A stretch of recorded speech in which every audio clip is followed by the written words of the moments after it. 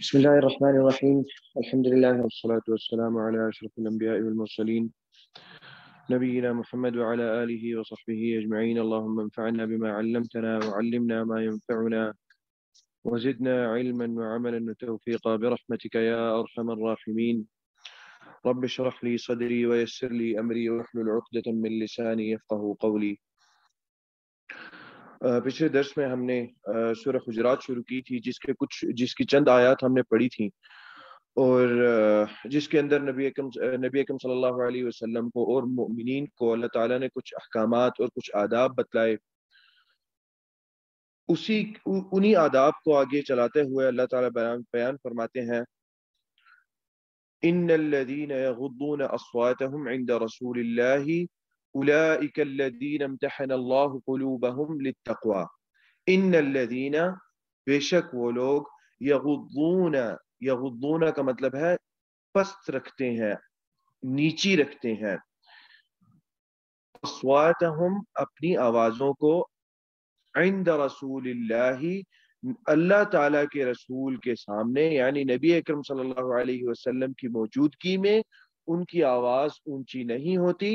اولئک الذین امتحن اللہ قلوبهم للتقوی، اولئک یہی لوگ ہیں، امتحن اللہ جن کا امتحان لیا اللہ تعالیٰ نے، جن کی آپ کہہ لیجئے کہ اللہ تعالیٰ نے جن کو پرکھا. امتحن اللہ قلوبہم، ان کے دلوں کو اللہ تعالیٰ پرکھ رہے ہیں یہاں پر. کس چیز کے لیے؟ للتقوی، تقوی کے لیے اللہ تعالیٰ ان کے دلوں کو پرکھ رہے ہیں، ان کے دلوں کا اللہ تعالیٰ امتحان لے رہے ہیں. یہیں پر یہ وہی بات ہے یا وہی قصہ ہے جس کی طرف میں نے پچھلی دفعہ اشارہ کیا، جو محمد بن ثابت بن قیس بن شماس رضی اللہ تعالی عنہ کے متعلق ہے کہ میری آواز تو بہت اونچی ہے، تو میں کس طرح نبی اکرم صلی اللہ علیہ وسلم کے پاس بیٹھ سکتا ہوں، یا آپ کے ساتھ میں کس طرح آ سکتا ہوں. ایک روایت میں آتا ہے فَأَغْلَقَ نَفْسَهُ فِي الْبَيْتِ، او کما قال کہ انہوں نے اپنے آپ کو گھر میں بند کر لیا، تالے لگا لیے کہ میں بالکل بھی سوچوں بھی نہ باہر نکلنے کا. نبی اکرم صلی اللہ علیہ وسلم نے جب پوچھا، صحابہ کرام گئے آپ صلی اللہ علیہ وسلم کے بتلانے پر صحابہ کرام گئے اور انہوں نے بات کی، اور انہوں نے پوچھا کہ ثابت کیا بات ہے، کیوں نہیں آ رہے؟ تو انہوں نے بتلایا کہ یہ آیت نازل ہوئی ہے، میں نے سنا ہے، اور مجھے ڈر ہے کہ کہیں میں اہل نار میں سے نہ ہو جاؤں. تو اس وجہ سے انہوں نے آنا چھوڑ دیا، لیکن نبی اکرم صلی اللہ علیہ وسلم نے پھر ان کو بشارت دی اس بات کی کہ وہ جاؤ، ان کو بتاؤ کہ وہ اہل جنت میں سے ہیں. تو یہاں پر اللہ تعالیٰ فرما رہے ہیں کہ جنہوں نے اپنی آوازوں کو آہستہ کیا، اللہ تعالیٰ نے ان کو پرکھا، ان کا امتحان ہوا. جن کی آوازیں آہستہ ہے، جو نبی اکرم صلی اللہ علیہ وسلم سے آگے نہیں بڑھتے، ان کا بھی اللہ تعالیٰ امتحان لیتے ہیں. ایسی بات نہیں ہے کہ اللہ تعالیٰ نے امتحان کسی کا نہیں لیا، بلکہ امتحان اللہ تعالیٰ نے ان کا بھی لیا جن لوگوں نے اپنی آوازیں پست رکھی، جنہوں نے اپنی آوازوں کو نیچا رکھا. اللہ تعالیٰ نے ان کے ایمان کو دیکھنے کے لیے، ایمان جانچنے کے لیے کہ کیسا ہے ایمان ان کا. پہلے تو اللہ تعالیٰ نے جو پچھلی دو آیات ہیں ان کے اندر تو اللہ تعالیٰ نے ویسے ہی منع فرمایا، لا تقدموا بین یدی اللہ ورسولہ، کہ اللہ اور اس کے رسول کے ہوتے ہوئے آگے نہ بڑھو. اس کو آگے نہ بڑھو کہ میں نے آپ کو بتلایا تھا پچھلی دفعہ کہ آگے نہ بڑھنے کے معنی کے اندر دو چیزیں یا تین چیزیں آتی ہیں، کہ آپ نے حقیقتاً آگے نہیں بڑھنا، یا آپ نے احکامات سے آگے نہیں بڑھنا. ایک اور چیز مفسرین نے بیان کیا ہے کہ آپ نے تکبر اور غرور نہیں کرنا، یا آپ نے احکامات کو برا نہیں جاننا. آپ نے یہ نہیں سمجھنا کہ یہ تو بڑی مشکل چیز ہے، یہ بھی آگے بڑھنے کے معنی میں آتا ہے. یہاں پر جنہوں نے آواز نیچی کی، جنہوں نے آواز پست رکھی، ان کے بھی دلوں کا اللہ تعالیٰ نے امتحان لیا. اس لیے اللہ تعالیٰ ایک اور جگہ قرآن میں فرماتے ہیں، اَيَحْسَبُ الْإِنسَانُ أَن يُتْرَكَ سُدًى، اَيَحْسَبُ کیا گمان کر لیا ہے ایک انسان نے، أَن يُتْرَكَ سُدًى کہ وہ ایسے ہی چھوڑ دیا جائے گا. یعنی اللہ تعالیٰ اس سے کچھ پوچھیں گے نہیں، اللہ تعالیٰ کوئی پکڑ نہیں کریں گے. اللہ تعالیٰ تو نبی اکرم صلی اللہ علیہ وسلم کے ساتھ ایسا معاملہ رکھا جب آپ صلی اللہ علیہ وسلم نے فرمایا کہ اصل حرام ہے میرے اوپر، اللہ تعالیٰ نے پکڑ کی کہ اللہ تعالیٰ نے کہ جس چیز کو میں نے حلال کیا ہے آپ حرام کیوں کرتے ہیں. وہ ایک قصہ ہے نبی اکرم صلی اللہ علیہ وسلم کا زوجات کے ساتھ، جب حضرت نبی اکرم صلی اللہ علیہ وسلم حضرت زینب رضی اللہ تعالی عنہ کی طرف جاتے تو حضرت زینب نے آپ کے لیے شہد کا پانی تیار کر کے رکھا ہوتا، ہمیشہ یہ ہوتا جب بھی، اور آپ صلی اللہ علیہ وسلم کو پسند تھا، اور اس بات کا حضرت زینب کو پتا تھا کہ آپ صلی اللہ علیہ وسلم کو یہ چیز پسند ہے، آپ صلی اللہ علیہ وسلم کے لیے ہمیشہ شہد کا پانی تیار کر کے رکھتی۔ آپ صلی اللہ علیہ وسلم آتے، جو جس دن یعنی آپ صلی اللہ علیہ وسلم نے ایام تقسیم کیے ہوئے تھے اپنی زوجات پر، جو جس دن حضرت زینب کی باری ہوتی، سب سے پہلی چیز آپ صلی اللہ علیہ وسلم کو یہ ملتی شہد کا پانی۔ آپ صلی اللہ علیہ وسلم کو پسند تھا، لیکن وہی آپس میں زوجات کی اور آپ صلی اللہ علیہ وسلم کی بیویوں کی ایک غیرت آپس میں آئی کہ کیوں آپ صلی اللہ علیہ وسلم یہ پیتے ہیں، کس لیے، کیا ہے، اتنا آپ صلی اللہ علیہ وسلم کو پسند کیوں ہے کہ آپ صلی اللہ علیہ وسلم جو ہے ایک انتظار میں بھی ہوتے ہیں۔ تو ایسی چیز جو ہمارے ساتھ بھی ایسی چیز کیوں نہیں ہے جو ہم ایسی کرتی ہوں، جو آپ صلی اللہ علیہ وسلم کو پسند ہو، جس کا آپ صلی اللہ علیہ وسلم جس کی توجہ آپ صلی اللہ علیہ وسلم جس کی طرف ہو آپ صلی اللہ علیہ وسلم کی توجہ۔ تو اس لیے زینب رضی اللہ تعالی عنہ جو ہے وہ جا کر بتلاتی ہیں، وہ آپ دیتی ہیں آپ صلی اللہ علیہ وسلم کو شہد۔ تو اس طرح کی بات ہوئی، جو امہات المؤمنین ہے انہوں نے کہا کہ آپ صلی اللہ علیہ وسلم سے کہیں گے کہ آپ صلی اللہ علیہ وسلم یہ نا آپ کے منہ سے جو ہے وہ ہمیں بدبو آتی ہے اس شہد کی وجہ سے، آپ شاید کوئی شہد کا پانی پیتے ہیں، اور اس طرح یعنی ایک غیرت والی بات تھی، آپس میں ان کی غیرت تھی۔ تو نبی اکرم صلی اللہ علیہ وسلم نے ایک بار کہا، دو بار آپ صلی اللہ علیہ وسلم کو کہا، تیسری بار کہا تو آپ صلی اللہ علیہ وسلم کو شدید بری لگی یہ چیز، آپ صلی اللہ علیہ وسلم نے کہا کہ یہ حرام ہے میرے اوپر۔ پھر اللہ تعالیٰ نے آیات نازل فرما دی، یا ایھا النبی لم تحرم ما احل اللہ لک، اے نبی کیوں اس چیز کو حرام کرتے ہیں جو اللہ نے حلال کی، لکا تمہارے لیے، تبتغی مرضات ازواجک، کیا آپ اپنی زوجات کی جو رضامندی ہے وہ چاہتے ہیں کہ جس چیز پر آپ کی زوجات راضی ہوں؟ اس سے مراد یہ نہیں ہے کہ اس دنیا کے معاملات میں بھی جس چیز سے زوجات راضی ہوتی ہوں ان کو وہ نہیں دینا، نہیں، بلکہ دین کے معاملات کے اندر، خاص طور پہ دینی معاملات کے اندر، یہاں پر وہ نہیں دیکھا جائے گا تبتغی مرضات ازواجک والی بات، کہ جب اللہ نبی اکرم صلی اللہ علیہ وسلم کو اللہ نے یہ بات کہتی تو ہمارے لیے تو اولا ہے یہ بات کہ ہم آپ صلی اللہ علیہ وسلم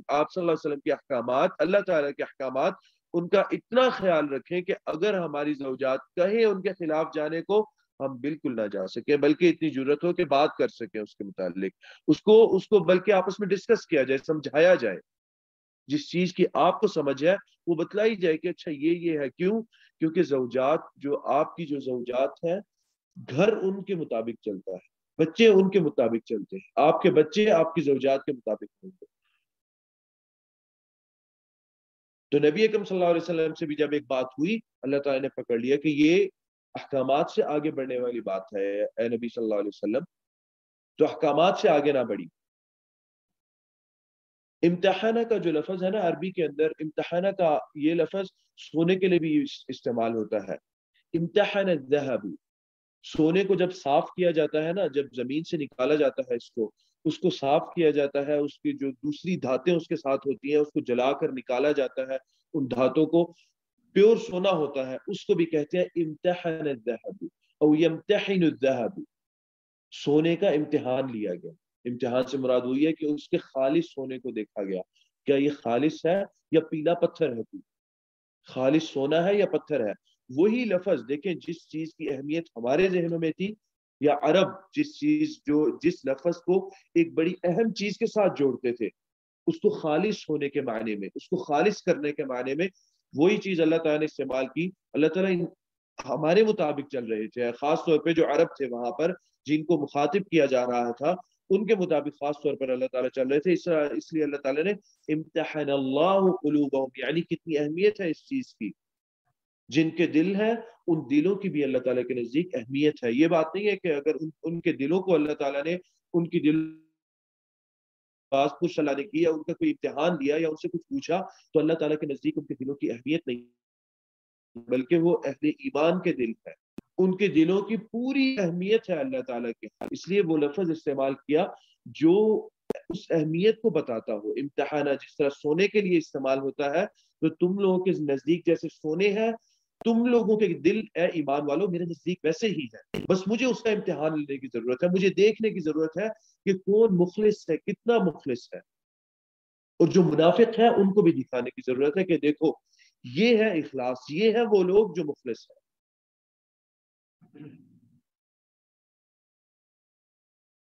اسی طرح جو سورہ احزاب ہے اس کے اندر ایک آیت ہے، اللہ تعالیٰ نے فرمایا یا ایھا الذین آمنوا لا تدخلوا بیوت النبی الا یؤذن لکم، یہ ایک واقعہ ہے جس میں نبی اکرم صلی اللہ علیہ وسلم کی شادی کا معاملہ ہے، اس میں آپ کی ہوئی تو کچھ لوگ آئے، آ کے بیٹھے رہے، آپ صلی اللہ علیہ وسلم نے دعوت کی، ولیمہ کیا،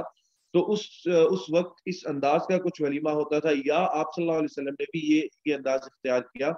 کہ کھانا آتا جاتا تھا، جو لوگ آ رہے ہیں وہ کھاتے تھے، کھا کے اٹھ جاتے تھے، اگلے لوگوں کے لیے جگہ چھوڑ دی جاتی تھی، وہ لوگ آتے تھے اس کو کھاتے تھے، کھانا مکمل ہوا، جو نیا کھانا آیا ہے مکمل ہوا، وہ لوگ اٹھ کے چلے گئے۔ آج بھی عرب کے اندر یہ عادت معروف ہے، یہ چیز عرب کے اندر موجود ہے، یہ چیز لوگ آتے ہیں، مہمان آتے ہیں، ان کو کھانا کھلایا جاتا ہے ولیمے پہ، وہ لوگ چلے جاتے ہیں، اگلے لوگ آتے ہیں، ان کے لیے نئی پرات اور نئی پلیٹیں، نیا کھانا ان کے لیے لایا جاتا ہے، وہ لوگ کھاتے ہیں، اگلے اگر اور لوگ ہیں تو اگلے آتے ہیں۔ تو یہی طریقہ نبی اکرم صلی اللہ علیہ وسلم نے اختیار کیا۔ کچھ لوگ تھے جو بیٹھے رہے، وہاں پر باتیں کرتے رہے بیٹھ کر، آپ صلی اللہ علیہ وسلم کو ناگوار یہ چیز لگی، پسند نہیں آئی آپ صلی اللہ علیہ وسلم کو، لیکن آپ حیا میں، آپ صلی اللہ علیہ وسلم کے اندر جو حیا تھی اس کی وجہ سے آپ صلی اللہ علیہ وسلم نے ان کو کچھ نہیں کہا، انتظار کرتے رہے، آپ صلی اللہ علیہ وسلم چکر لگاتے تھے بار بار کہ ان کو بھی پتا چل جائے کہ میں انتظار کر رہا ہوں کسی چیز کا، اب جانے کا وقت ہو گیا ہے۔ تو اس کے بارے میں اللہ تعالیٰ نے یہ آیت نازل فرمائی فَإِذَا طُعِمْتُمْ فَانْتَشِرُوا، اگر کھانا وانا کھا لو، فَانْتَشِرُوا تو اٹھ کے چلے جاؤ، وَلَا مُسْتَأْنِسِينَ لِحَدِيث، بہت زیادہ باتیں کرنے کی ضرورت نہیں ہے، بہت زیادہ باتیں نہ کرو، کھا لیا کھانا، جو ولیمے کا مقصد تھا وہ پورا ہو گیا، اٹھ کے چلے جاؤ۔ آگے اللہ تعالیٰ فرماتے ہیں ان ذالکم کان یؤذی النبی فیستحی منکم، یہ تمہارے نبی کو اذیت دیتی ہے یہ چیز، فیستحی منکم تو وہ حیا کرتا ہے تم لوگوں سے، شرم آتی ہے یہ کہتے ہوئے کہ جی اچھا اب اٹھ کے چلے جائیں آپ لوگ، تو اس چیز کا آپ لوگ خود ہی خیال رکھیں۔ یعنی یہاں پر دیکھیں ادب اللہ تعالیٰ سکھلا رہے ہیں مومنین کو، مسلمانوں کو اللہ تعالیٰ ادب سکھا رہے ہیں کہ نبی کے پاس اگر جانا ہے تو کس طرح جانا ہے، جیسے یہاں پر اللہ تعالیٰ ادب سکھا رہے ہیں آواز میں کہ بات کرنے کا انداز کیا ہونا چاہیے، اسی طرح نبی کے پاس بیٹھنا ہے، نبی نے دعوت پر بلایا ہے تو اس کے آداب کیا ہیں، احکامات کیا ہیں، ایک ایک چیز اللہ تعالیٰ نے سکھائی، ایک ایک چیز اللہ تعالیٰ نے بتلائی۔ آگے اللہ تعالیٰ فرماتے ہیں ان الذین ینادونک من وراء الحجرات، ان الذین بے شک وہ لوگ، ینادونک جو پکارتے ہیں، کا تجھے، ندا، یہ لفظ ینادون جو ہے یہ ندا سے ہے، ندا کا مطلب پکارنا، ینادونک جو پکارتے ہیں آپ کو، من وراء الحجرات، حجرات جو آپ صلی اللہ علیہ وسلم کے حجرے تھے، یا جو آپ صلی اللہ علیہ وسلم کی زوجات کے کمرے تھے، غرفات ہم بھی کہہ سکتے ہیں اس چیز کو، آپ صلی اللہ علیہ وسلم کے جو گھر تھے زوجات کے، جیسے کہ پتہ ہے سب کو کہ نبی اکرم صلی اللہ علیہ وسلم کی زوجات کے جو گھر تھے وہ مسجد نبی کے ساتھ بالکل ملے ہوئے تھے، اور ان کے دروازے مسجد نبی کی طرف کھلتے تھے، جو نبی اکرم صلی اللہ علیہ وسلم کے گھر تھے، تو وہ ان کو اللہ تعالیٰ نے حجرات سے ان کو نام دیا، یا ان کی وضاحت حجرات سے کی، تو فرماتے ہیں اللہ تعالیٰ ان الذین ینادونک من وراء الحجرات، جو حجرات کے باہر سے آپ کو پکارتے ہیں، اکثرهم لا يعقلون، اکثرهم بیشتر ان میں سے، لا يعقلون ان کو عقل نہیں،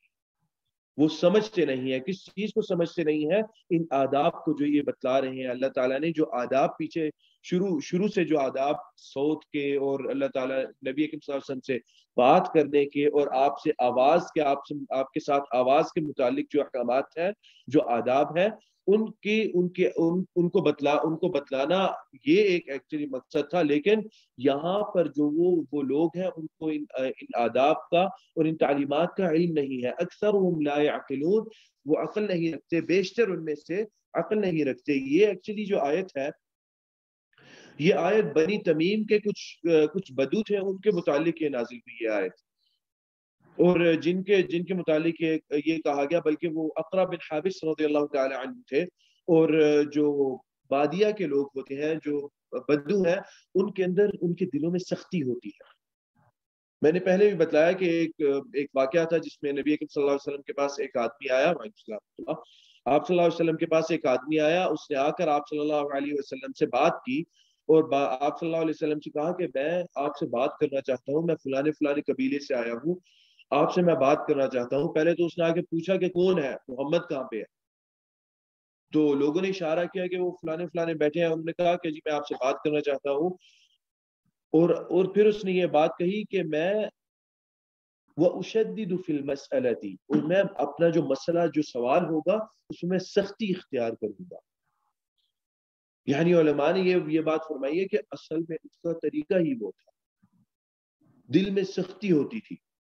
تو اس لیے اقرا بن حابس رضی اللہ تعالی عنہ ایک دور کسی گاؤں سے آئے تھے، بنی تمیم کے یہ لوگ تھے، تو نبی اکرم صلی اللہ علیہ وسلم کو آ کر انہوں نے پکارنا شروع کیا، یا محمد یا محمد۔ یعنی وہ لوگ یہ چاہتے تھے کہ جی یہ تو رسول اللہ صلی اللہ علیہ وسلم ہے، ان کو کیا بیٹھنے کی ضرورت ہے گھر میں۔ اور یہ حق علماء نے بیان کیا ہے کہ جو مصلحین ہیں اور جو داعی ہیں، جو اللہ تعالیٰ کی طرف بلانے والے لوگ ہیں، ان کا بھی حق ہے اپنے گھر والوں کے ساتھ، اپنی زوجات کے ساتھ، اپنے بچوں کے ساتھ، ان کے بھی اپنے مشغلے ہیں، ان کے بھی اپنے معاملات ہیں۔ اگر وہ دین کی دعوت کے لیے انہوں نے اپنے آپ کو وقف کیا ہے تو اس کا مطلب یہ نہیں کہ ان کے اپنے کوئی معاملات نہیں ہیں۔ رسول اللہ صلی اللہ علیہ وسلم کی اتنی شدید، آپ صلی اللہ علیہ وسلم کی مصروفیت ہونے کے باوجود آپ کے اپنے معاملات تھے گھریلو۔ آپ صلی اللہ علیہ وسلم کو حقوق کا خیال تھا، آپ صلی اللہ علیہ وسلم کے اوپر جو حقوق تھے اس کا آپ صلی اللہ علیہ وسلم کو بڑے اچھے طریقے سے اس کا آپ صلی اللہ علیہ وسلم کو اندازہ تھا۔ تو اس وقت آپ صلی اللہ علیہ وسلم اپنی زوجات کے ساتھ تھے، اپنے زوجات کے حجرے میں تھے، تو لوگوں نے آ کے یہ پکارنا شروع کر دیا۔ اقرا بن حابس اور بنی تمیم کے جو لوگ ساتھ میں آئے تھے، انہوں نے اونچی آواز سے پکارنا شروع کر دیا، یا محمد یا محمد، یعنی باہر نکلے، کہاں پہ بیٹھے ہوئے آپ اندر۔ اور یہ ادب ہے اساتذہ اور علماء کے ساتھ کہ اگر ان کی ایسی مصروفیت ہو تو اس چیز کا خیال رکھا جائے۔ اس چیز کا صحابہ کرام خیال رکھتے تھے، ان کو علم تھا کہ آپ صلی اللہ علیہ وسلم کی کیا اوقات ہیں، ہم نے کب آپ صلی اللہ علیہ وسلم کے پاس جانا ہے، کب مسجد میں جائیں گے آپ صلی اللہ علیہ وسلم کو پائیں گے، کب ہم جائیں گے آپ صلی اللہ علیہ وسلم نہیں ہوں گے۔ یہ ادب تھا صحابہ کرام کا آپ صلی اللہ علیہ وسلم کے ساتھ۔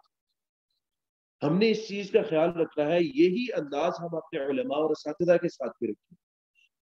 یہ نہ سوچ لیں کہ جی اچھا انہوں نے تو وقف کر لیا ہے تو یہ تو کچھ بھی نہیں ہے، اور دنیا کے معاملات کے اندر ان کو تو کچھ علم نہیں ہے، بس یہ لوگ بس اس لیے بیٹھے ہیں، جب چاہے جس طرح چاہے ان کو گھسیٹ کے گھر سے باہر لے۔ اگر کوئی عالم اگر انکار بھی کرتا ہے، اس انکار کا اتنا غصہ ہوتا ہے کہ بھئی میں تو گیا تھا وہ تو باہر ہی نہیں آئے۔ اچھے خاصے علماء، اچھے علم والے لوگ ہوتے ہیں، ان کی بےعزتی کرنا شروع کر دیتے ہیں صرف اس وجہ سے کہ جی میں تو گیا تھا وہ تو باہر ہی نہیں نکلے۔ اور جو آداب کے الفاظ ہماری زبان میں استعمال ہوتے ہیں، وہ الفاظ ہی ان کے ساتھ استعمال کرنا چھوڑ دیتے ہیں۔ وہ تو ایسے کرتا ہے، وہ تو یہ ہے، یہ وہ کون ہے؟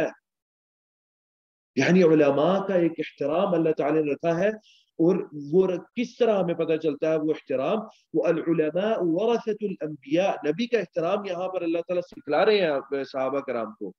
اور جب نبی آپ صلی اللہ علیہ وسلم نے کہہ دیا کہ علماء وارث ہیں انبیاء کے، تو اس کا مطلب یہ ہے کہ ان کا بھی احترام کرنا واجب ہے ہمارے اوپر۔ اگر آپ کو کوئی اختلاف ہے ان سے، کسی مسئلے کے اندر اختلاف ہے، آپ کے لیے یہ جائز نہیں ہے کہ آپ ان کا احترام نہ کریں، آپ ان کی بے عزتی کریں۔ کسی مسئلے کے اختلاف پر ان کی بے عزتی کرنا بالکل جائز نہیں ہے۔ علماء کو اختلاف تھا امام ابو حنیفہ سے، بہت سارے مسائل میں اختلاف تھا، لیکن امام انس رحمہ اللہ بولتے ہیں، انس بن مالک رحمہ اللہ، امام شافعی رحمہ اللہ بولتے ہیں، کہتے ہیں میں نے ایک شخص کو دیکھا ہے، ایسا شخص ہے کہ اگر وہ یہ ستون سامنے ایسے دلائل پیش کرتا ہے، اس پتھر کے ستون کو وہ اگر سونے کا ثابت کرنا چاہے تو وہ سونے کا ثابت کر سکتا ہے۔ وہ ہے امام ابو حنیفہ۔ ہمارے اختلافات اگر کوئی ہیں تو وہ اپنی جگہ پر ہیں، ان کا احترام، ان کی عزت اس کی باز پرس ہوگی ہم سے اللہ تعالیٰ کے، اللہ تعالیٰ ہم سے باز پرس کر لیں گے، اللہ تعالیٰ کے ہاں باز پرس ہوگی، پوچھا جائے گا۔ اختلافات کو اپنی جگہ پر رکھیں، بہت ساری چیزیں، یہ بات بھی ذہن میں رکھیں، بہت ساری چیزیں ان کی طرف منسوب بھی ہیں، بہت سارے مسائل ہیں بھی امام ابو حنیفہ سے، لیکن وہی بات ہے، ان کا احترام اپنی جگہ پر، علماء کو پڑھے، علماء نے کس طرح ان کے متعلق لکھا ہے امام ابو حنیفہ کے بارے میں۔ امام ابو حنیفہ کے متعلق کہتے ہیں کہ ان کی جو مجلس تھی، جو علم کی مجلس تھی، وہ عام مجالس کی طرح نہیں ہوتی تھی کہ امام ابو حنیفہ بات کر رہے ہیں اور طلبہ سن رہے ہیں۔ امام ابو حنیفہ کے طلبہ بھی علماء ہوتے تھے، اپنے زمانے کے علماء ہوتے تھے، وہ امام ابو حنیفہ کے طلبہ ہوتے تھے۔ کوئی قاضی ہے، کوئی مفتی ہے، کوئی اپنے گاؤں میں عالم ہے، کوئی اپنے گاؤں میں محدث ہے، کوئی فلانا ہے، کوئی فلانا ہے، وہ آ کے بیٹھتے تھے۔ یہ مجلس ہوتی تھی امام ابو حنیفہ رحمہ اللہ کی، اور آپس میں ان کی ڈسکشن ہوتی تھی، پھر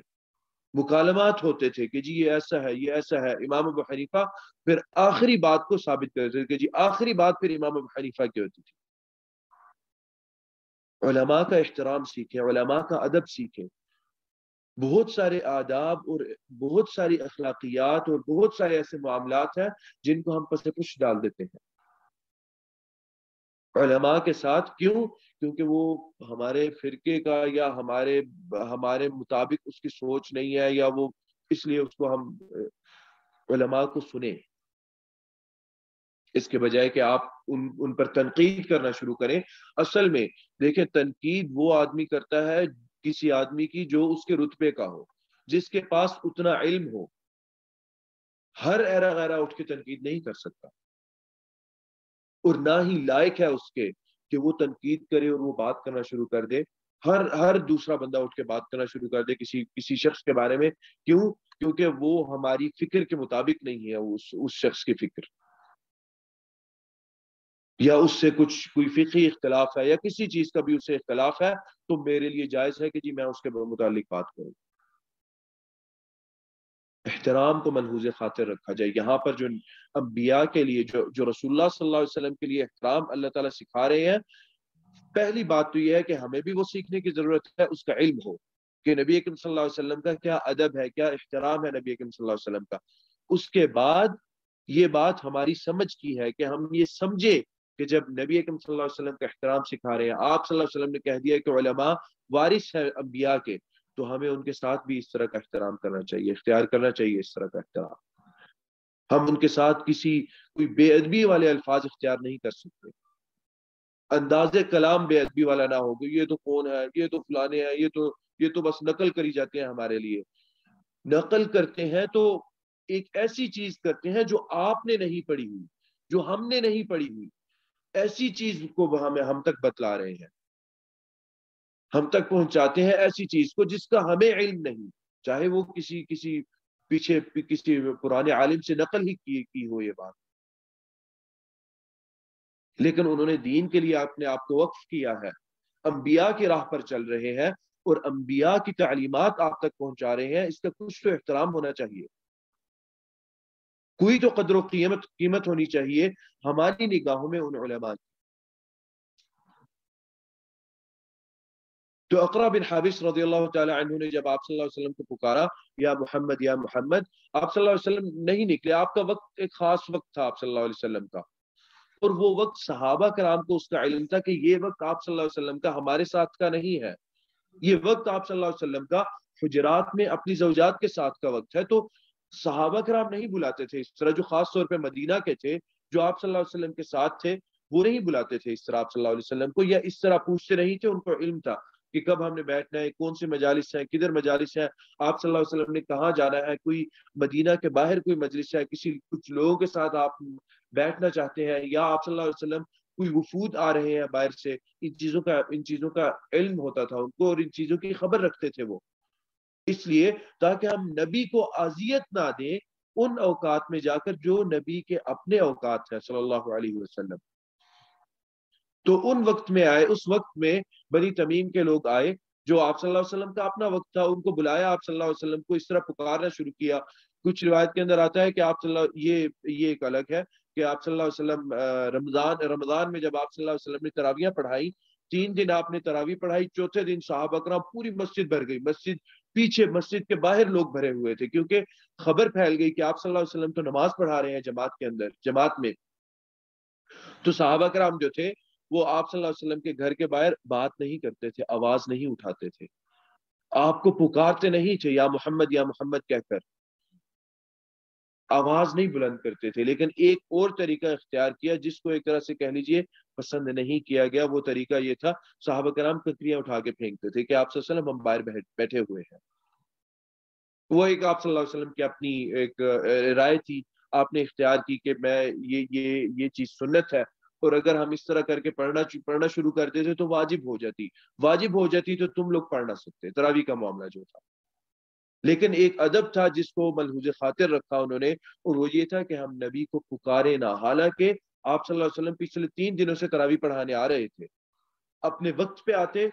तवील तरावी आप सल्लल्लाहु अलैहि वसल्लम पढ़ाते, तमाम सहाबा पढ़ते, वापस घर जाते, सहरी करते, रोजा रखते। चौथे दिन आप सल्लल्लाहु अलैहि वसल्लम नहीं निकले, लेकिन इस अदब का ख्याल किया कि हम नबी को पुकारे ना, घर के अंदर से बाहर इस अंदाज से ना निकाले जिस अंदाज से ये बनी तमीम के लोग आप सल्लल्लाहु अलैहि वसल्लम को पुकार रहे थे। फिर अकरा बिन हाबिस कहते हैं कि अगर मैं मदह करता हूं, यानी चूंकि सरदार थे अपनी कौम के, तो कहते हैं कि अगर मैं किसी की इज्जत अफजाई करता हूं और मैं किसी की तारीफ करता हूं, तो वो बहुत आला तारीफ होती है। यानी मकसद ये था कि मैं तो सरदार हूं कि आप किधर छुप के अंदर बैठे हैं, नाउजुबिल्लाह, कहाँ पे हैं आप, निकले अंदर से। वो इन नज़म्मी लशीरुन, और मेरा किसी के बारे में किसी की बेइज्जती कर देना या किसी के बारे में कोई उसके खिलाफ बात करना, वो बहुत ही बुरी बात है, क्योंकि मैं तो सरदार हूं, मैं तो बहुत ऊंचे रुतबे का हूं। तो आप किधर बैठे हुए हैं, निकले अंदर से बाहर। तो ये बात थी जो एक तरह से कह लीजिए सहाबा कराम को जिस पर गुस्सा भी आया कि ये क्या है, कौन लोग हैं। लेकिन एक और अदब अल्लाह ताला ने सिखाया, अक्सरुहुम ला यअक़िलून इन्नल्लज़ीना युनादूनका मिन वराइल हुजुरात, जो आपको पुकारते हैं हुजरात के पीछे से, अक्सरुहुम ला यअक़िलून, वो अकल नहीं रखते, उनको इल्म नहीं है। तो यानी एक तरह से दर्स था अल्लाह ताला की तरफ से कि अभी दरगुजर करिए, उनको सिखा दें, लेकिन दरगुजर करें मामला, इतना उनके साथ सख्ती से ना पेश आए, बाज पुरस ना करें उनकी।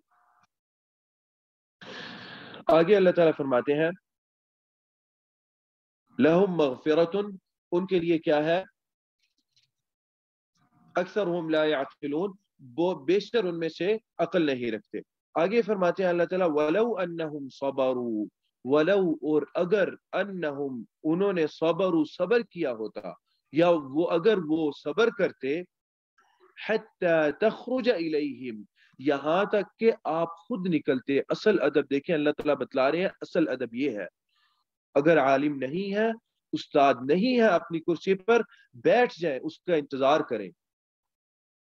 वो क्यों नहीं आ रहा, किस वजह से नहीं आ रहा, वो ताखीर क्यों हुई है, बहुत सारे मसाइल हो सकते हैं। हाँ, अगर एक शख्स को मसूलियत दी गई हो, एक शख्स को कहा हो कि आपकी मसूलियत है, आपने इस चीज का ख्याल रखना है, तो हाँ, वो एक शख्स पूछ सकता है कि जी कहाँ पर है, किधर है, ये वक्त था, क्या बात है, कोई मसला है, कोई बात है, दर्स को खत्म कर दिया जाए, दर्स को कैंसिल कर दिया जाए, कोई इस तरह की बात हो। उस चीज को दिल में बुरा ना समझे कभी, क्योंकि हम तो इतनी दूर से आए, ये तो आगे से आई नहीं। और ये बात बड़ी आम है, बड़े बड़े उलमा के लिए लोग कह देते हैं तो यार वो तो अजीब आदमी है, हम तो गए थे, वो तो आई नहीं आगे से,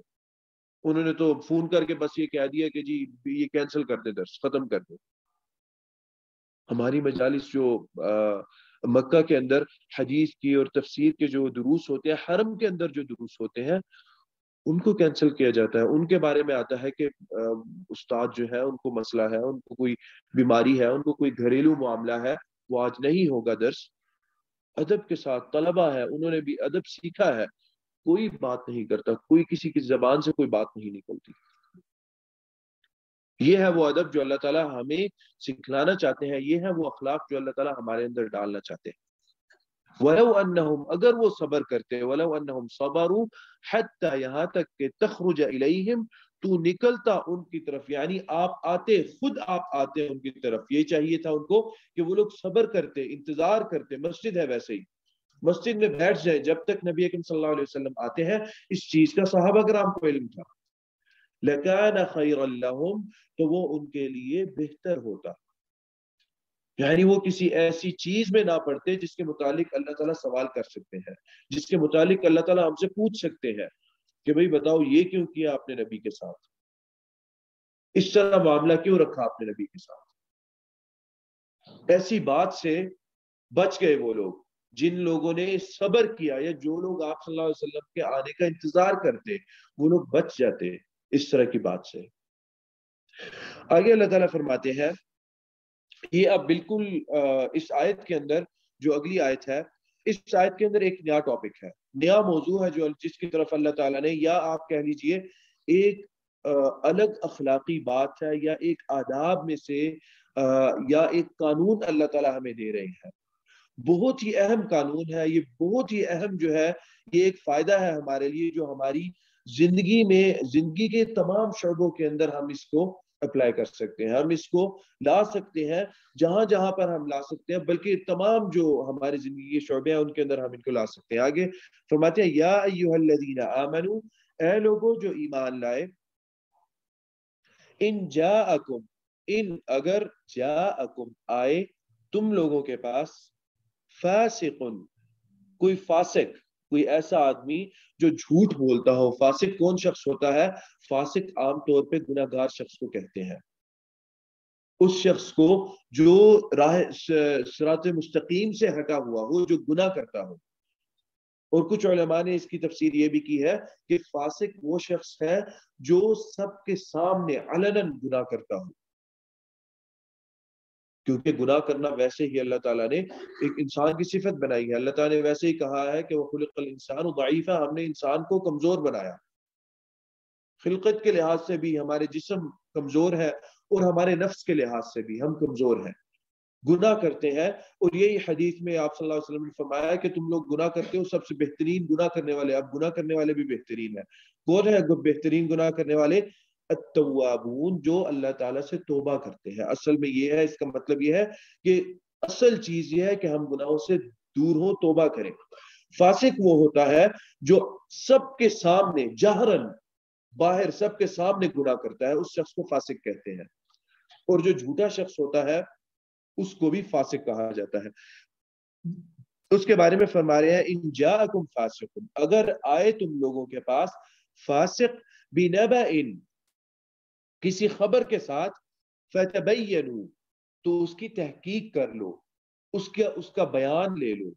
اس کے بارے میں پوچھ لو کہ کہاں سے یہ خبر آئی، کیسی خبر آئی، کس طرح خبر آئی، جو لانے والا ہے خبر وہ کون شخص ہے، اس چیز کو بھی دیکھا جائے گا. فتبینوا، یہ بہت اہم نکتہ ہے. کسی فاسق کے پاس سے خبر آئے تو ہم اس کی تحقیق کر لیں. اس کا مطلب یہ ہے فاسق کے پاس سے. اب ہمیں کیسے پتا فاسق ہے کہ نہیں؟ ہمیں اس کا مطلب اللہ تعالیٰ یہ کہہ رہے ہیں کہ اس کے بارے میں پوچھو، جو خبر لا رہا ہے میرے پاس وہ بندہ کون ہے، اس کی سچائی کیا ہے، کیا وہ کہیں جھوٹا آدمی تو نہیں ہے، یا ایسے آدمی کی ذمہ داری لگائی ہو جو گناہ گار شخص ہو، علن سب کے سامنے گناہ کرتا ہو، اس کی ذمہ داری لگائی ہو کہ فلانی خبر جا کے فلانے بندے کو دے دو. یہ بات خطرناک کب ہوتی ہے؟ جب لوگوں کے متعلق یہ بات ہوتی ہے. اور ہمارا عام جو ہمارا معاملہ ہے وہ یہی ہے کہ کسی شخص کے بارے میں، کسی شخص کے متعلق کوئی بات ہوئی، جس بندے سے آئی ہم اس کے بارے میں نہیں پوچھتے، ہم اس چیز پر یقین کرنے لگتے ہیں. بہت ہی کم لوگ ہوتے ہیں جو اس چیز کی تحقیق کرتے ہیں، جو اس بات کی تحقیق کرتے ہیں. یہاں پر اس آیت کے اندر اللہ تعالیٰ کہہ رہے ہیں کہ آپ نے اس بندے کی تحقیق کرنی ہے جس کی طرف سے آپ کو وہ بات آئی. اور جب تحقیق ہو گئی اس بندے کی، وہ بندہ سچا ہے، تو اس کے بعد اس بات کی بھی تحقیق کرنی ہے آپ نے. کیا ایسا تو نہیں کہ اس سچے بندے کو کسی جھوٹے آدمی نے کسی کے بارے میں جھوٹی بات بتائی ہو اور کہا ہو کہ یہ بات جو ہے نا جا کے آگے بتا دو، تم سچے ہو، تمہاری بات مانی جائے گی. کسی سچے آدمی کو استعمال کیا گیا ہو، وسیلہ بنایا گیا ہو کسی سچے آدمی کو. تاکہ اس کی بات پر یقین کر لیا جائے۔ تو پہلے اس شخص کے متعلق پوچھنا ہے جو خبر آپ کے پاس لا رہا ہے، اور پھر جو خبر آپ کے پاس آ رہی ہے اس خبر کے بارے میں بھی آپ نے دیکھنا ہے، اس خبر کی بھی تحقیق آپ نے کرنی ہے، کیا یہ خبر سچی ہے یا جھوٹی ہے۔ اس آیت کے بارے میں کہتے ہیں کہ نبی اکرم صلی اللہ علیہ وسلم نے حضرت ولید بن عقبہ ابن ابی معیط، عقبہ بن ابی معیط جو تھا یہ تو کافر تھا، اور عقبہ بن ابی معیط کا بیٹا ولید ابن عقبہ ابن ابی معیط، نبی اکرم صلی اللہ علیہ وسلم نے ان کو بھیجا بنی مستلق کی طرف۔ بنی مستلق کے کچھ لوگ تھے، انہوں نے وہ لوگ ایمان لائے، اور ایمان لانے کے بعد انہوں نے آپ صلی اللہ علیہ وسلم سے یہ بات کہی کہ آپ صلی اللہ علیہ وسلم ہمارے اوپر اب واجب کیا ہے۔ آپ صلی اللہ علیہ وسلم نے کچھ احکامات بتائے، یہ ہے اور یہ ہے اور یہ ہے، اور آپ نے آخری بات کہی کہ زکوٰۃ بھی ادا کرنی ہے۔ وہ کہتا ہے کہ آپ صلی اللہ علیہ وسلم ٹھیک ہے ہم یہ کریں گے انشاءاللہ، یہ چیزیں ہم کریں گے، اور وہ اپنے قبیلے میں چلے گئے، اپنی قبیلے کی جگہ جو تھی ان کی وہاں پر چلے گئے بنی مستلق۔ تو نبی اکرم صلی اللہ علیہ وسلم کو انہوں نے وہاں جا کر جو سردار تھے ان کے، جنہوں نے جو ایمان لائے، جو نبی اکرم صلی اللہ علیہ وسلم کے پاس بیٹھے ہوئے تھے، جنہوں نے آپ صلی اللہ علیہ وسلم سے پوچھا کہ ہمارے اوپر اب ایمان لے آئے ہیں، اب کیا واجب ہے ہمارے اوپر۔ آپ صلی اللہ علیہ وسلم نے احکامات بتائے جس میں زکوٰۃ بھی تھا۔ تو کہتے ہیں کہ جو سردار تھے ان کے، حارث بن ضرار جو ہے وہ واپس اپنے قبیلے میں گئے، زکوٰۃ جمع کی لوگوں سے زکوٰۃ جمع کر کے آپ صلی اللہ علیہ وسلم کو پیغام بھیجایا کہ آپ صلی اللہ علیہ وسلم زکوٰۃ جمع ہو گئی ہے، اب آپ اپنا کوئی بندہ بھیجیں جس کے ذریعے ہم آپ کو زکوٰۃ وہ دے دیں جو ہم نے جمع کی۔ نبی اکرم صلی اللہ علیہ وسلم نے ایک چھوٹا سا گروہ بھیجا ولید بن عقبہ کی سربراہی میں۔ ولید بن عقبہ جو تھے وہ، یہ بات ذہن میں رکھیں کہ ولید بن عقبہ اور بنی مستلق ان کی آپس میں کچھ دشمنی تھی۔ اب بنی مستلق چونکہ مسلمان ہو گئے تھے، بنی مستلق والے، تو اصل تو یہ بات تھی کہ حضرت ولید جو تھے ان کو یہ ذہن میں رکھ لینا چاہیے تھا کہ اب یہ لوگ مسلمان ہیں، لیکن حضرت ولید رضی اللہ تعالی عنہ، ولید بن عقبہ جو تھے، انہوں نے اپنی طرف سے ایک اجتہاد کیا۔ بات یہ ہوئی کہ بنی مستلق کے جو سردار ہیں حارث، ان کو پتا چلا کہ جو ہماری خبر تھی وہ آپ صلی اللہ علیہ وسلم تک پہنچی ہے، اور آپ صلی اللہ علیہ وسلم ایک گروہ کو بھیج رہے ہیں کہ وہ ہم سے ہماری زکوٰۃ لے لیں۔ اور یہ بات ہے کہ زکوٰۃ اس انداز سے اس وجہ سے لی جاتی تھی کہ رستے میں کوئی ڈکیتی نہ ہو، تو پورا گروہ بھیجا جاتا تھا جس میں حفاظت کرنے والے لوگ بھی ہوتے تھے زکوٰۃ کی، کوئی ڈکیتی نہ ہو، کوئی ڈاکہ مارے اور کوئی زکوٰۃ کو لے جائے، کوئی چوری کر لے، اس وجہ سے اس انداز سے بھیجا جاتا تھا۔ جب حارث بن ضرار کو پتہ چلا رضی اللہ تعالی عنہ کہ آپ صلی اللہ علیہ وسلم نے لوگوں کو بھیج دیا ہے اور وہ پہنچنے والے ہیں، تو حارث بن ضرار اپنے ساتھ کچھ لوگوں کو لے کر، اور ساتھ میں ان کے کچھ اسلحہ، کچھ تلواریں وغیرہ بھی تھی، لے کر اس جو گروہ ہے اس کا استقبال کرنے نکلے۔ یہ عرب کے اندر عزت افزائی کی چیز ہوتی تھی کہ آپ اپنا جو ہتھیار ہے اس کو لے کر، وہ ہتھیار جو تھا وہ بند ہوتا تھا بالکل۔ یہ بڑے عزت اور احترام والی بات ہوتی تھی کہ سردار خود آیا اپنا ہتھیار لے کر، اور ہتھیار کبھی پھر یہ ہوتا تھا کہ جو آنے والا گروہ ہے اس کے سربراہ کو سردار اپنا ہتھیار ہدیہ کرتا تھا، یہ بھی ایک عادت تھی۔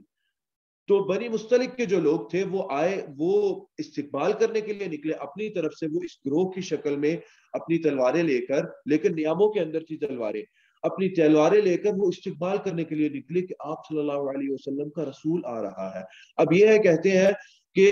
حضرت حارث بن ضرار کو نہیں پتا تھا کہ کیا آپ صلی اللہ علیہ وسلم خود آ رہے ہیں یا آپ صلی اللہ علیہ وسلم کا بندہ کوئی آ رہا ہے۔ لیکن ولید بن عقبہ جو تھے رضی اللہ تعالی عنہ، انہوں نے اجتہاد کیا، ڈر گئے کیونکہ پہلی دشمنی ذہن میں تھی کہ یہ میرے دشمن تھے، یہ لوگ ڈر گئے ان کو دیکھ کر، اور واپس آ گئے، واپس لوٹ آئے، زکوٰۃ لیے بنا واپس لوٹ آئے،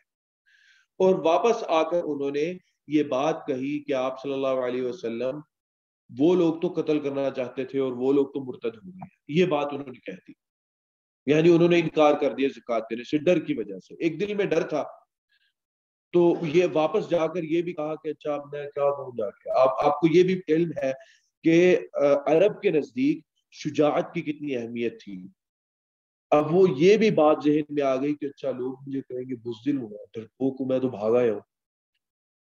تو یہ بات انہوں نے کہہ دی آپ صلی اللہ علیہ وسلم کو کہ آپ صلی اللہ علیہ وسلم وہ لوگ تو نا ایسے گروہ کی شکل میں نکلے اور تلواریں بھی تھی، میں تو مجھے تو یہ لگا، تو میں آپ انہوں نے یہ اپنی طرف سے آپ صلی اللہ علیہ وسلم کو بتا دیا کہ وہ لوگ لڑنے کے لیے آ رہے تھے۔ آپ صلی اللہ علیہ وسلم کو غصہ آیا اور آپ صلی اللہ علیہ وسلم نے حضرت خالد بن ولید کی سربراہی میں ایک لشکر بھیج دیا ان کی طرف کہ تم لوگوں نے ابھی ایمان قبول کیا ہے، ابھی اسلام قبول کیا ہے اور زکوٰۃ کے لیے بلا رہے تھے، تو یہ میرا رسول کیا مجھے بتا رہا ہے، جو ولید بن عقبہ ہے۔ حضرت خالد بن ولید جو تھے یہ ولید بن عقبہ کے بیٹے نہیں تھے، حضرت خالد بن ولید جو تھے ولید بن مغیرہ کے بیٹے تھے۔ ولید بن مغیرہ بھی جو ہے وہ کافر تھا، ولید بن مغیرہ نے اسلام قبول نہیں کیا تھا، وہ کافر تھا۔ تو یہ ولید بن عقبہ یہ الگ ہے اور ولید بن مغیرہ یہ الگ ہے۔ یہ نہ سمجھا جائے کہ خالد بن ولید جو ہے یہ بیٹے تھے ولید بن عقبہ کے، یہ ولید بن عقبہ کے بیٹے نہیں تھے، بلکہ خالد بن ولید جو تھے یہ ولید بن مغیرہ کے بیٹے تھے المخزومی۔ تو حضرت خالد بن ولید کی سربراہی میں آپ صلی اللہ علیہ وسلم نے گروہ بھیجا، جا کے دیکھا جائے حضرت خالد بن ولید سبحان اللہ بہت بہت ذہین شخص تھے۔ جا کر حضرت خالد بن ولید نے ان سے لڑنا نہیں شروع کر دیا، بلکہ پوچھا کہ بھئی کیا بات ہوئی ہے، کس لیے یہ تم لوگوں نے کیا معاملہ شروع کر دیا ہے؟ حارث بن ضرار فرماتے ہیں، کہتے ہیں کس بات کے متعلق بات کر رہے ہو، آپ کس لیے آئے ہیں؟ آپ لوگ زکوٰۃ لینے آئے ہیں؟ کہتے ہیں نہیں، زکوٰۃ لینے تو پہلا آدمی آیا تھا، تم لوگوں نے اس کو ڈرا کے بھگا دیا ہے۔ کون تھا وہ آدمی؟ کہتے ہیں ہم نے تو کوئی کسی آدمی کو دیکھا ہی نہیں، ہمارے پاس تو کوئی آیا ہی نہیں، ہم تو استقبال کرنے، ہمیں جب خبر ملی کہ آپ صلی اللہ علیہ وسلم کا رسول آ رہا ہے، آپ صلی اللہ علیہ وسلم کا بندہ آ رہا ہے، ہم تو اس کی استقبال کے لیے نکلے، تو ہم تک تو کوئی پہنچا نہیں، ہم انتظار کرتے رہے،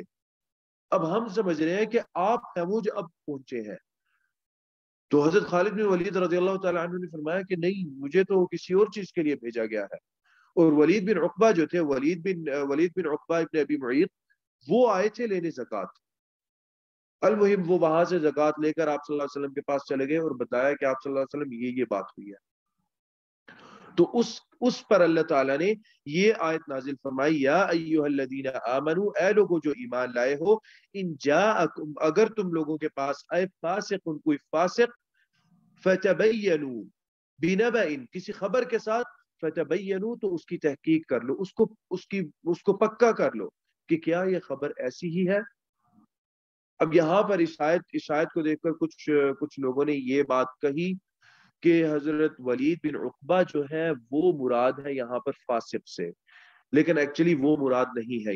یہ بس اللہ تعالیٰ نے ایک قاعدہ بیان کیا ہے، اللہ تعالیٰ نے ایک قانون بیان کیا ہے، بلکہ ولید بن عقبہ جو مراد ہے اس کے آیت کے اندر وہ یا ایھا الذین آمنوا، اس میں ابن عاشور رحمہ اللہ نے اس چیز کا ذکر کیا ہے کہ یا ایھا الذین آمنوا سے مراد ولید بن عقبہ ہے، اے ایمان والو اگر کوئی ایسی خبر لے کر آئے۔ تو یہاں پر اللہ تعالیٰ یہ قانون ہمیں دے رہے ہیں، یہ بہت اہم چیز ہے ہماری حکومتوں کے لیے، ہمارے گھروں کے لیے، ہماری خاندانی معاملات کے لیے۔ اگر کوئی خبر لے کر آئے، خبر لانے والا کون ہے، اور پھر جو خبر ہے کیا وہ سچی ہے یا جھوٹی ہے۔ ہم اپنے احساسات اور اپنے جذبات کے اندر اس خبر کو فوراً قبول کر لیتے ہیں، یہ چیز دیکھے بنا کہ جو شخص خبر لا رہا ہے وہ شخص کون ہے۔ اور اس کے متعلق علماء نے ایک پورا علم مرتب کیا ہے جس کو علم الجرح والتعدیل کہا جاتا ہے، لوگوں کے متعلق علم کہ کون سچا ہے اور کون جھوٹا ہے، تاکہ ہم لوگوں کی خبر کو قبول کریں۔ اور حکومتوں کا کیا معاملہ ہے؟ حکومتوں کا معاملہ یہ ہے کہ جو خبر رساں ہے حکومتوں کے، وہ سچے ہوں، وہ فاسق نہ ہوں،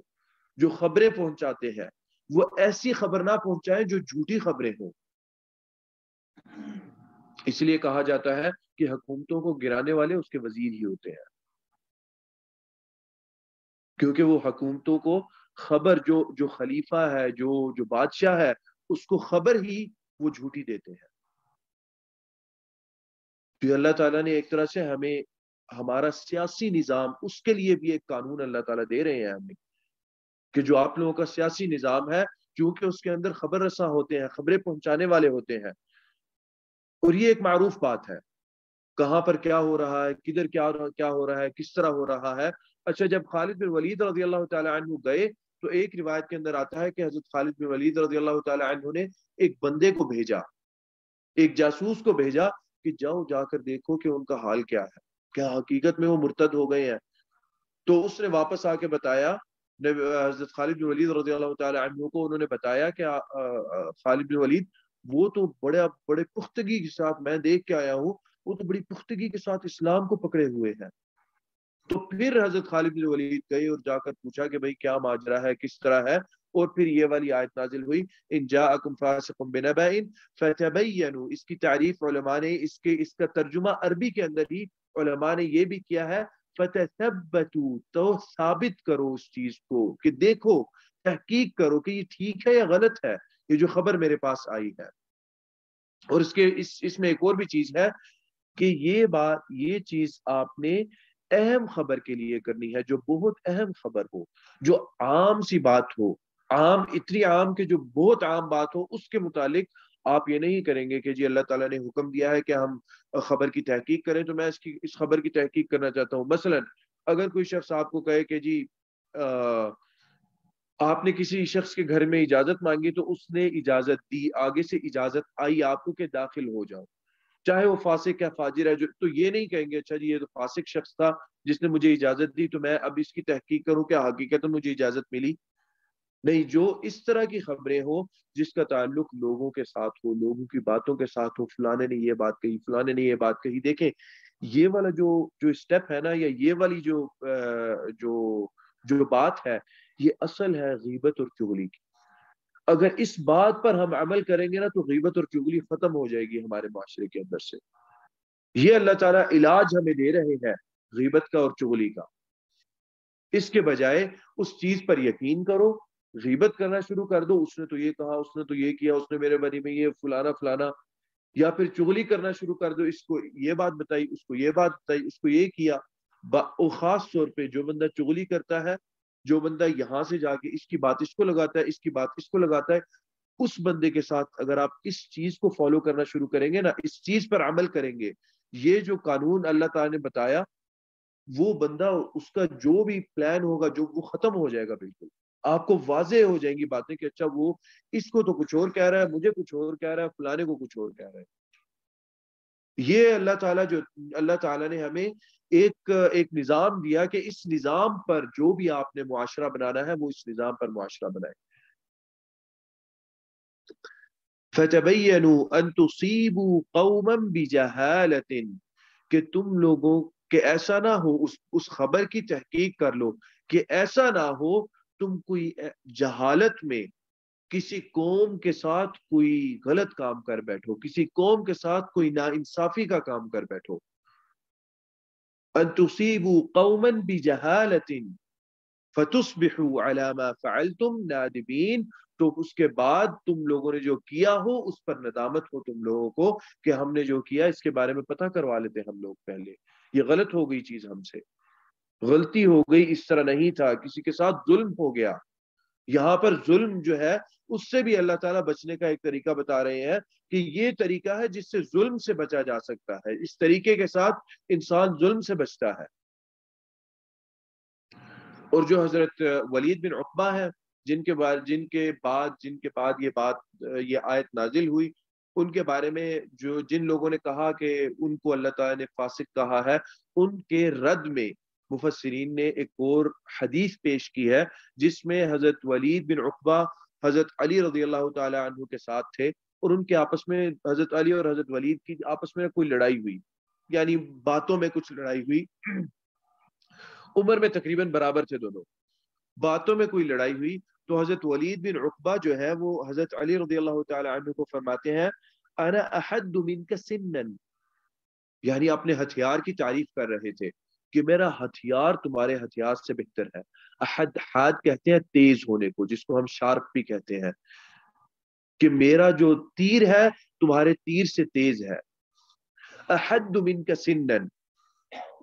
وابسط لسانا، میری بات میرے اندر فصاحت تم سے زیادہ ہے. یہ بھی ایک اور چیز ہے جس سے فخر کرتے تھے عرب آپس میں کہ فلانا بندہ زیادہ فصیح ہے دوسرے بندے سے. وَأَبْسَطُ لِسَانًا، میری فصاحت، میری زبان، میری بات تم سے زیادہ اچھی ہے. وَأَرَدُّ لِلْكَتِيبَةِ، کتیبہ کہتے ہیں چھوٹے سے لشکر کو، کچھ یا پھر کتیبہ اس کو بھی کہا جاتا ہے ایسے لشکر کو جس کے اندر کچھ متعدد لشکر ہو، 3 4 اور لشکر ہو. کہتے ہیں کہ میں ان لشکروں کو بھی دڑانے میں تم سے زیادہ اچھا ہوں، یعنی ان کو ڈرا دینے میں لشکر بھی میرے سے ڈر جاتے ہیں. میں زیادہ، یہ ایک طریقہ ہے، ایک تھوڑا سا جب آپس میں لڑائی ہو تو عرب یہ چیز کرتے تھے اور اس چیز پہ سے ایک دوسرے پر حاوی ہونے کی کوشش کرتے کہ میں تم سے بہتر ہوں. اور چونکہ دونوں قریب کی عمر کے تھے تو اس وجہ سے اس چیز پر حکم نہیں لگایا جائے گا. ایک ہی جو جنریشن کے یا ایک ہی عمر کے لوگ آپس میں ایک دوسرے کے متعلق جب بات کرتے ہیں نا اس طرح کی، اس چیز کو علماء قبول نہیں کرتے، نہ ہی اس چیز پر حکم لگاتے ہیں کہ جی فلانے بندے نے اس کے بارے میں یہ بات کہی تھی تو اس کا مطلب وہ بندہ جھوٹا ہے. نہیں، کیونکہ وہ بندہ بالکل اسی عمر کا ہے، اس بندے کی بات کو نہیں مانا جائے گا، بلکہ اس سے بڑے بندے کو دیکھا جائے کہ آپ کیا کہتے ہیں اس کے بارے میں. تو حضرت علی رضی اللہ تعالیٰ عنہ کو غصہ آیا. حضرت علی رضی اللہ تعالیٰ عنہ شجاعت معروف تھی حضرت علی کی، ان کو ایک طرح سے سمجھ نہیں آئی کہ میں کس طرح جواب دوں. تو حضرت علی رضی اللہ تعالیٰ عنہ نے فرمایا اسکت یا فاسق، خاموش ہو جاؤ فاسق، یعنی تم تو فاسق ہو، تمہارے بارے میں تو وہ فلانی آیت نازل ہوئی تھی. ان کا مراد یہی تھا یا ایھا الذین آمنوا ان جاءکم فاسق، یعنی انہوں نے بالکل واضح انداز میں اس آیت کو لیا کہ اے ایمان والو جب فاسق تم لوگوں کے پاس آئے تو ان سے انہوں نے مراد لیا ایمان والے مدینہ والے ہیں اور فاسق جو ہے وہ ولید بن عقبہ. تو اس کے متعلق یہ ہے اللہ تعالیٰ نے آیت نازل فرما دی افمن کان مؤمنا کمن کان فاسقا، کہ اے لوگو جو مومن شخص ہے کیا وہ فاسق، مومن اور فاسق کیا وہ برابر ہے؟ مومن فاسق کے برابر ہو جاتا ہے. لا یستوون، آگے اللہ تعالیٰ نے خود جواب دیا لا یستوون، وہ دونوں برابر نہیں ہے. تو یہ حضرت ولید بن عقبہ جو ہے ان کی برات ہے اس آیت کے اندر کہ اللہ تعالیٰ نے بری کر دیا. وہ اجتہاد تھا حضرت ولید بن عقبہ کا، اور چونکہ ان کے ساتھ اور جانیں تھیں، حضرت ولید بن عقبہ ایک گروہ کی صورت میں جا رہے تھے، ان کے ساتھ چند اور لوگ بھی تھے، تو ان کی حفاظت کے لیے انہوں نے احتیاطی تدبیر کرتے ہوئے وہ واپس آئے اور یہ سمجھا کہ آپ صلی اللہ علیہ وسلم وہ لوگ تو ایک لشکر کی صورت میں باہر نکل رہے تھے، تو مجھے لگتا ہے وہ جو ہے مرتد ہوئے اور وہ قتل کرنا چاہتے تھے. تو ایک اجتہاد تھا وہ حضرت ولید بن عقبہ کا. اور دوسری بات یہ ہے کہ صحابہ معصوم نہیں ہے، ان سے غلطی ہوتی ہے.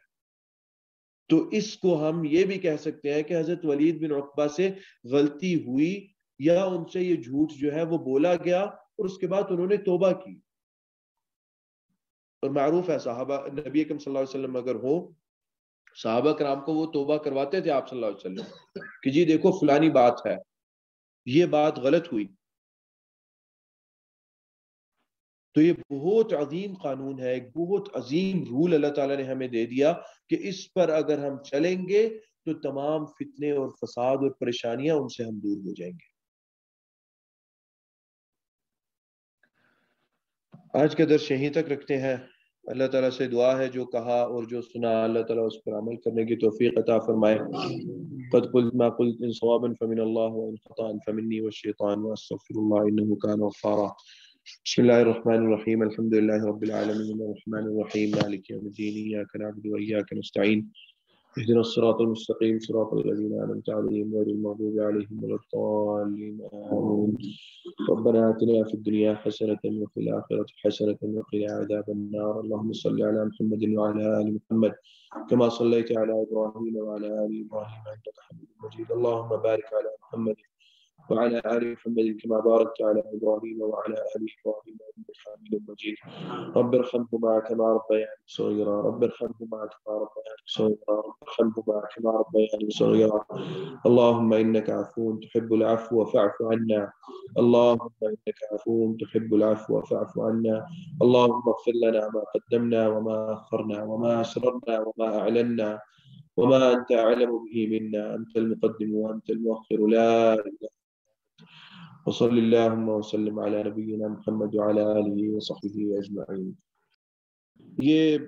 किसी हमारे दर्स के साथी हैं, उनका कोई ऑपरेशन था, तो दुआ की दरख्वास्त है, अल्लाह ताला उनको शिफा आजिला कामिला अता करे, अल्लाह ताला उनका ऑपरेशन